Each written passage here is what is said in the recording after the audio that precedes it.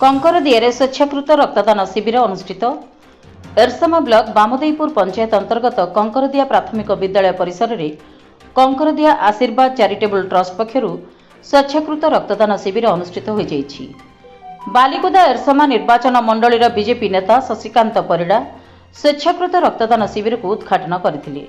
श्रीजुक्त परिड़ा रक्तदान करुवा व्यक्ति को उत्साहित करने सहित रक्तदान एक महत्दान, रक्त बंचाए शत जीवन, अर्जन कर कोटिए पूर्ण, सफलतार मानव जीवन बोली कहिथिले। सम्मानित अतिथि भावे समाजसेवी प्रकाश पाल अमरेंद्र महापात्र जोगदेई रक्तदाता मानक उत्साहित करथिले। रेडक्रॉस रक्त केन्द्र डॉक्टर मनोज कुमार सेठी, टेक्नीशियन प्रशांत बारिक, विक्रम परिड़ा रक्त संग्रहर सहायता करथिले। आजिर शिविर में 51 यूनिट रक्त संग्रह करा जायतिला।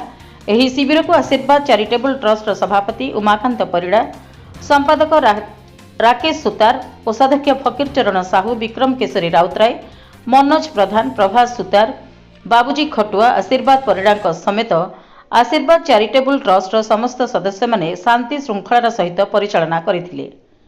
एरसमा जगतसिंहपुर संतोष मल्लक रिपोर्ट, जन अधिकार लाइव।